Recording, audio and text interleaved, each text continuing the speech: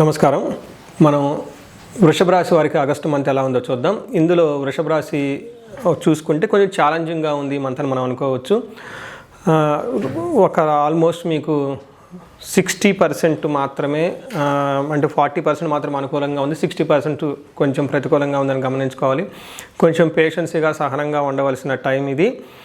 నాకు కొంతమంది ఆల్రెడీ తెలిసిన వాళ్ళు, బంధువులు వాళ్ళు ఫోన్లు చేసి మెసేజ్లు చేసి పెడుతూ ఉన్నారు. ఎందుకంటే ఈ మంత్ కొంచెం జాగ్రత్తగా ఉండవలసిన సమయం. అంటే July month, August month. July మంత్లో నాకు తెలిసిన ఫ్రెండ్స్ వీళ్ళు కొంచెం మెసేజ్లు అవన్నీ పెడుతూ ఉన్నారు.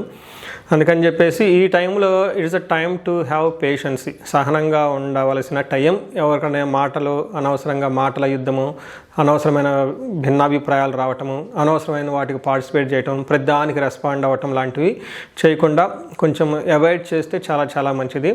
ఇందులో వృషభ రాశి వాళ్ళకి చూసుకుంటే కృతికా నక్షత్రము 2, 3, 4 పాదాలు, రోహిణి 1, 2, 3, 4 పాదాలు, మృగశిర 1, 2 పాదాలంతా ఈ వృషభ రాశిలో ఉంటారు. ఇందులో సూర్యుని యొక్క సంచారం, మిగతా గ్రహాల యొక్క సంచారం బట్టి మనం చూసుకుంటే సూక్ష్మ గోచారం, లఘు గోచారం అన్న ఒక కాన్సెప్ట్ ప్రకారం చూస్తే ఇందులో మనకి ఎలా ఉంటుందంటే 4 గ్రహాల యొక్క ఫలితాన్ని చాలా చిన్న చిన్న సంస్కృతంలో మాటలో చెప్తారు. అవి మానహాని, ధనచ్ఛేదం, రాతి భయం, పుత్రలబ్ధిం అని చెప్తారు. అంటే అవమానాలు జరిగే అవకాశం ఎక్కువగా ఉంటుంది, ధనం విపరీతంగా కోల్పోయే అవకాశం ఎక్కువగా ఉంటుంది, శత్రువు బాధలు ఉంటారు, శత్రువుల నుంచి మీకు ఇబ్బందులు ఉంటాయి, పిల్లల విషయంలో మాత్రం కొంచెం బాగుంటుంది అని మనం చెప్పుకోవచ్చు. ఇందులో ఇండివిజువల్గా ఒక్కొక్క గ్రహం మనం చూసుకుంటే 4వ స్థానంలో సూర్యుడు ఉండటం వల్ల ప్రొఫెషనల్ మ్యాటర్స్లో పాజిటివ్గా ఉంటుంది, ప్రమోషన్స్ అవన్నీ వచ్చే అవకాశం ఎక్కువగా ఉంటుంది, మీరు పడిన గుర్తింపుకి తగు రిజల్ట్స్ అదంతా ఉంటుంది. అయితే 4వ స్థానంలో సూర్యుడు ఉండటం వల్ల మనకేం చెప్తారంటే అంతఃక్లేశ గృహఛిద్రం సౌఖ్య హాని మమాప్నోతి ప్రయాణకాలే విఘ్నమాప్నోతి చతుర్దతే రవి సంయుతే అని చెప్తారు సంస్కృతంలో. మన మహర్షులు ఇచ్చిన దీని ప్రకారం చూసుకుంటే అంతఃక్లేశ, మానసికంగా కొంచెం ఇంటర్నల్గా మనసులో విచారం కలిగే అవకాశం ఎక్కువగా ఉంటుంది. గృహఛిద్రం, ప్రొఫెషనల్ మ్యాటర్స్లో ఆఫీస్లో అంతా బాగున్నా ఇంట్లో ఏదో ఒక గొడవ ఉండే అవకాశం ఎక్కువగా ఉంటుంది. తర్వాత సౌఖ్య హాని, కంఫర్టబుల్గా ఉండకుండా ఉంటుంది. తర్వాత భోజనం టయానికి భోజనం చేయకుండా ఉండే అవకాశం ఎక్కువగా ఉంటుంది. ముఖ్యంగా గమనించుకుంటే ప్రయాణాలు చేస్తే ఆటంకాలు వస్తాయి అని చెప్తూ ఉంటారు. ఇది సూర్యుడి వల్ల మిక్స్డ్ రిజల్ట్ అని చెప్పుకోవచ్చు. బట్ కుజుడు వల్ల ఇంకా కొంచెం ఇబ్బందులు పెట్టే అవకాశం ఉంది. కుజుడు 2వ స్థానంలో ఉండటం వల్ల కూడబెట్టుకున్న ధనం, మీ సేవింగ్స్ అంతా కోల్పోయే అవకాశం ఎక్కువగా ఉంటుంది. మాటలు చాలా కటువుగా మాట్లాడుతూ ఉంటారు. ఎలిమెంటరీ ఎడ్యుకేషన్, బేసిక్ ఎడ్యుకేషన్ ఎవరైనా కనుక చేస్తుంటే వాళ్ళకి ఆటంకాలు అవన్నీ వచ్చే అవకాశం ఎక్కువ ఉందని మనం చెప్పుకోవచ్చు.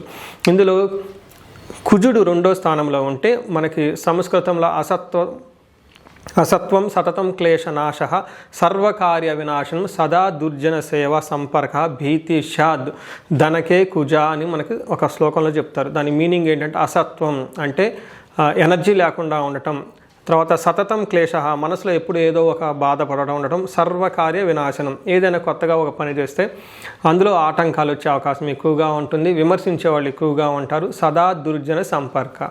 ఈ టైంలో బ్యాడ్ కంపెనీ, అనవసరమైన చెత్త వాళ్ళంతా మీ చుట్టూ చేరి మిమ్మల్ని కన్ఫ్యూజ్ చేసే వాళ్ళు ఎక్కువగా ఉంటారు, భయంగా ఉండే అవకాశం ఎక్కువగా ఉంటుందని చెప్పుకోవచ్చు.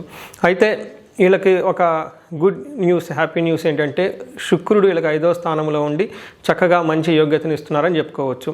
ఇందులో మనకి ఏమని చెప్తారంటే సంస్కృతంలో దాశీభృత్య చనలాభ నిత్యం మృష్టాన్న భోజనం ధనధాన్య అభిష్టార్థ పంచమస్తే భవేద్ భృగో అంటారు. అంటే 5వ స్థానంలో ఎప్పుడైతే శుక్రుడు ఉన్నారో వీళ్ళకి దాసీ భృత్య జనలాభ అంటే వీళ్ళ కింద ఉన్న సబార్డినేట్స్ కానివ్వండి, నాయకత్వ లక్షణాల్లో ఎవరైనా ఉంటే వాళ్ళ కింద ఉన్న ఫాలోవర్స్ కానివ్వండి, లేదా ఇంట్లో మెయిడ్స్, ఇలా మీ యొక్క ఆజ్ఞని, మీ యొక్క ఇన్స్ట్రక్షన్స్ని రెగ్యులర్గా ఫాలో అయ్యే వాళ్ళు ఎవరైతే ఉంటారో వాళ్ళ నుంచి విపరీతంగా లాభం ఉంటుంది. నెక్స్ట్ నిత్యం మృష్టాన్న భోజనం, డైలీ మంచి ఫుడ్ తినే అవకాశం ఎక్కువగా ఉంటుంది. ధనధాన్య అభిష్టార్థ, ధనం విషయంలో, ధాన్యం విషయంలో మీకు అనుగుణంగా ఉండే అవకాశం ఎక్కువగా ఉంటుంది. ఇంకొకటి ముఖ్యమైన చెప్పుకోవాల్సిన హ్యాపీ న్యూస్ ఏంటంటే వీళ్ళకి గెయిన్ త్రూ లేడీస్ అని చెప్తారు. అంటే జెంట్స్ అయితే లేడీస్ ద్వారా, లేడీస్ అయితే జెంట్స్ ద్వారా ఒక మంచి చాలా బెనిఫిట్ జరిగే అవకాశం ఎక్కువ ఉందని గమనించుకోవాలి. సో వీటితో పాటు మనకి బుధుడు చూసుకుంటే 3వ స్థానంలో ఉండి శత్రువుల వల్ల ఇబ్బందులు అన్నీ మనం చెప్పుకోవచ్చు. సో మనం ఓవరాల్గా చూసుకుంటే చాలా మిక్స్డ్గా ఉంది, కొంచెం సహనంగా ఉండవలసిన టైం అని మనం చెప్పుకోవచ్చు. అయితే కృతికా నక్షత్రం ప్రకారం చూసుకుంటే మనకి అంగగోచారం అని ఒక కాన్సెప్ట్ మనకు ఉంటుంది జ్యోతిష శాస్త్రంలో. ఈ కాన్సెప్ట్ ప్రకారం మనకి ఏం చెప్పవచ్చు అంటే నక్షత్రం వైజ్ కూడా ఎలా ఉంటుందో చెప్పుకోవచ్చు. కృతిక మృగశిర ఆరుద్ర ఈ 3 నక్షత్రాలు కనుక మనం చూసుకుంటే ఇందులో కృతికా నక్షత్రం వాళ్ళకి జయప్రదంగా ఉంటుంది, ఏ పని చేసినా కానీ చక్కగా కలిసి వస్తుంది. అయితే వీళ్ళకి కలహము, బంధనము, భయము అని 2 నెగిటివ్గా కొంచెం ఇబ్బంది పెట్టే పరిస్థితుల్లో ఉన్నారు. నెక్స్ట్ మృగశిర నక్షత్రం వాళ్ళకి ఐశ్వర్యవంతంగా ఉంటుంది, ధనలాభం చూపిస్తుంది, కొంచెం భయపడే అవకాశాలు ఎక్కువగా ఉంటుంది. మరణ తుల్యం అంటారు, అంటే కుజుని వల్ల అనుకున్న పనులు ఎక్కడో ఆగిపోయే అవకాశం ఎక్కువగా ఉంటుంది. వీళ్ళు ఒకసారి ఇండివిజువల్గా జాతకం చూపించుకుంటే ఎంతో బాగుంటుంది. అంతేకాకుండా మృగశిర నక్షత్రం కనుక చూసుకుంటే వీళ్ళకి కూడా ఐశ్వర్యవంతంగా ఉంటుంది, ధన ప్రవాహం బాగుంటుంది, భయము. తర్వాత నెక్స్ట్ మరణతుల్యం అని చెప్తారు. ఇక్కడ మరణతుల్యం అంటే భయపడొద్దండి, సంస్కృతంలో ఆగిపోవటాన్ని మరణం అంటారు. మరణతుల్యం అంటే ఆల్మోస్ట్ మీరు ఇంతకుముందు చలపెట్టిన పనులు ఏమైనా ఉంటే అవి అందరితో ఆగిపోయి సరైన రిజల్ట్ ఇవ్వని పరిస్థితిలో ఉంటాయని గమనించాలి. ఓవరాల్గా చూసుకుంటే ఈ నక్షత్రం ప్రకారంగా ప్రతి నక్షత్రానికి బంధించబడినట్లుండే పరిస్థితి ఎక్కువగా కనిపిస్తుంది. అంటే చాలా క్లారిటీ లేకుండా ఉంటుంది. యూఎస్లో ఉంటే బాగుంటుందా, ఇండియాలో ఉంటే బాగుంటుందా, బిజినెస్ చేస్తే బాగుంటుందా, జాబ్ చేస్తే బాగుంటుందా, అసలు ఏంటి ఫ్యూచర్ గురించి ఎలా వెళ్తే బాగుంటుందని రకరకాల కన్ఫ్యూజన్లో ఉండే అవకాశం ఎక్కువగా ఉంటుంది.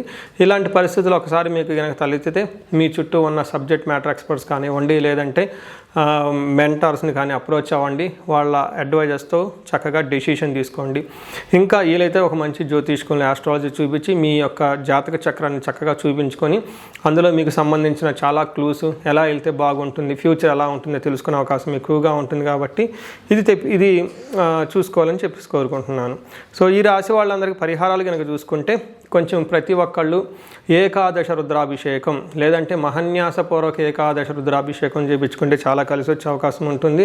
నెక్స్ట్ కుజుడికి కొంచెం ఇబ్బంది పెట్టే విధంగా ఉంది కాబట్టి మనకి క్షేత్రపాలకులు అంటారు, లేదంటే టెంపుల్స్లో క్షేత్రపాలకులు అని ఉంటారు, లేదంటే మీరు నివసిస్తున్న ప్రాంతంలో అది ఎక్కడైనా కానీ మీ సొంత ఊరు కానీ లేదంటే టౌన్లో సిటీలో ఎక్కడ ఉన్నా కానీ ఎక్కడుంటే అక్కడ గ్రామ దేవతలు ఉంటారు, వాళ్ళకి చక్కగా పూజలు చేసిన. రెండవది మీకు నాగపడగలు లేదంటే నాగుల కట్ట, అశ్వత్కట్ట అని కూడా కొన్ని ప్రదేశాల్లో అంటారు, అక్కడ చక్కగా అభిషేకం చేసి దీపారాధన చేసుకోగలిగితే చాలా చక్కగా మీకు ఆ ఏరియాలో ఉన్నందుకు ప్రొటెక్షన్ వచ్చే అవకాశం ఎక్కువగా ఉంటుంది. సో ఈ రాశి వారందరికీ అష్టైశ్వర్యాలు కలగాలని, భోగభాగ్యాలు కలగాలని చెప్పేసి కోరుకుంటున్నాను. నమస్కారం.